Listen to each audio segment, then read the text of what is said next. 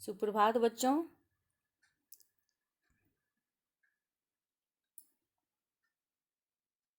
आज हम कक्षा 4 के पाठ 2 की कहानी तेनालीराम की बुद्धिमानी ये कहानी पढ़ेंगे। बच्चों, आप लोग को पता है जैसे बीरबल की बुद्धिमानी की कहानियाँ प्रसिद्ध हैं, उसी प्रकार तेनालीराम की चतुराई के अनेक किस्से प्रसिद्ध हैं।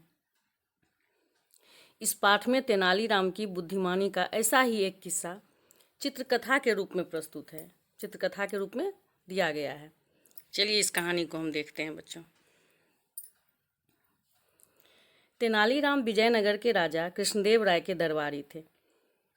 अपनी हंसी मजाक की बातों से वे राज दरबार में सबका मनोरंजन करते रहते थे।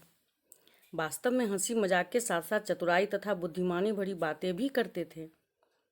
जब तेनालीराम की किसी बात से राजा प्रसन्न हो जाते तो उन्हें हीरे आदि बहुमूल्य इनाम भी देते थे। इस प्रकार तेनालीराम बहुत धनी हो गए थे। एक दिन कुछ चोर चोरी करने के इरादे से उनके घर के आसपास चक्कर काटने लगे। उनकी पत्नी ने ये देख लिया।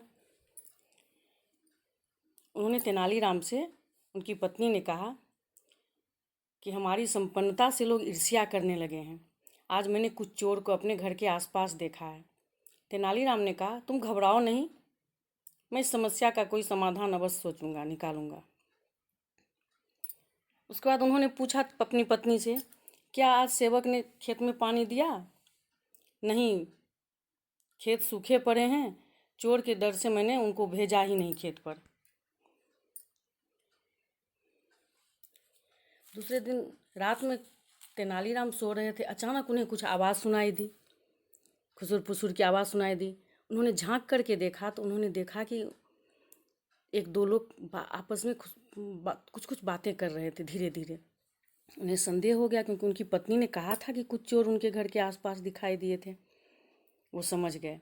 उन्होंने अपनी पत्नी को जगाया और उन्होंने अपने होठों पर उंगली रखकर इशारा किया चुप रहने का, और फिर उन्होंने ज़ोर से बोलना शुरू किया, सुनो भाग्यवान, तुमने जैसे कहा था कि मैं अपने हीरे जवाहरात बहुमूल्य चीज़ें कहाँ रखूँ, तो मैंने उपाय सोच लिया है। पत्नी ने भी जोर से पूछा, क्या उपाय सोचे हैं, मुझे भी बताइए, मुझे भी बताइए। तब तेनालीराम ने अपनी पत्नी से कहा, ऐसा है कि तुम सुबह होते ही कल एक संदूक खाली कर देना, संदूक निकाल करके उसको खाली करके रखना, और उसी संदूक में हम लोग अपने कीमती सामान, जो भी रुपये पैसे हीरे जवाहरात हैं, सबको उसमें रखेंगे और उसको हम अपने खेत में जो कुआं है उसमें हम रख देंगे, उसमें गिरा देंगे। पत्नी ने कहा, तो हमारे सारे कीमती सामान खराब हो जाएंगे।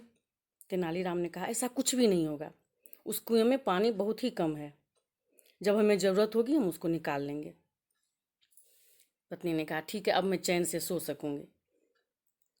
और इधर चोर उन लोगों की बातें सुन रहे थे।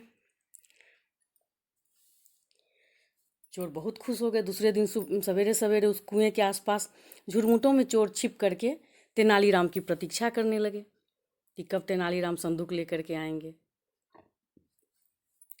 तेनालीराम की पत्नी ने सुबह ही संदूक खाली कर दिया। उसमें तेनालीराम ने ईंटा पत्थर रख करके उसको भर दिया और सवेरे होते ही अपने सेवक के साथ सेवक के सर पर रख करके खेत पर चले गए। इधर चोर प्रतीक्षा कर रहे थे। जब चोर ने देखा कि सेवक के माथे पर संदूक रखा हुआ है और वो आ रहे हैं, तेनालीराम अपने सेवक को कहा कि इस संदूक को इसी कुएं में गिरा दो। कुएं के पास पहुंच जब गए तब उन्होंने अपने सेवक को कहा कि इस संदूक को इस कुएं में गिरा दो। सेवक ने वैसा ही किया, संदूक को कुएं में गिरा दिया। उसके बाद उन्होंने इशारे से सेवक को कहा चले जाने के लिए। सेवक चला गया। उसके बाद तेनालीराम कुएं की तरफ झांक करके कुएं को देख करके कह रहे हैं कि मेरा कीमती सामान अब आपकी सुरक्षा में है, अब मैं निश्चिंत हूँ, अब आप इसको देखेंगे। चोर ये सब देख रहा। तेनालीराम के जाते ही चोर बाल्टी और रस्सी लेकर कुएं से धड़ाधड़ पानी खींचने लगे।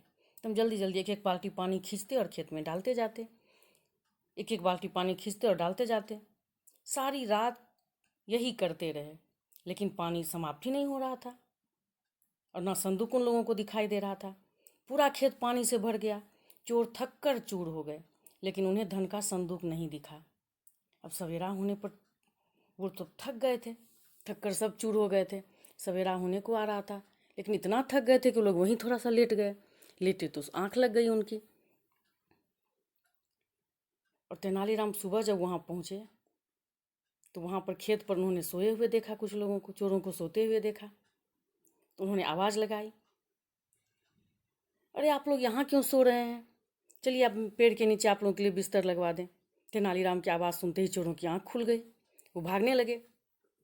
तेनालीराम ने आवाज़ लगाई, अरे भले लोगों, अरे भले लोगों, रुक जाओ रुक जाओ, मेरा धन्यवाद तो लेते जाओ। चोर ने कहा, मेरा धन्यवाद, आप अपना धन्यवाद अपने कुएं को दीजिएगा। बच्चों समझ में आई ये कहानी आपको?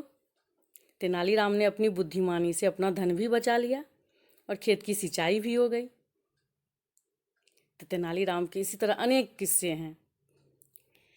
चलो बच्चों अब देखते हैं। यहाँ देखिए बच्चों, शब्दार्थ: संपन्नता, ईर्ष्या, संकेत, प्रतीक्षा, सुरक्षा, समस्या, सेवक, आभूषण। बच्चों पहले आप इन शब्दों को कठिन शब्द के रूप में लिख लेंगे, जैसे आप पिछली कक्षाओं में लिखते थे 3-3 बार।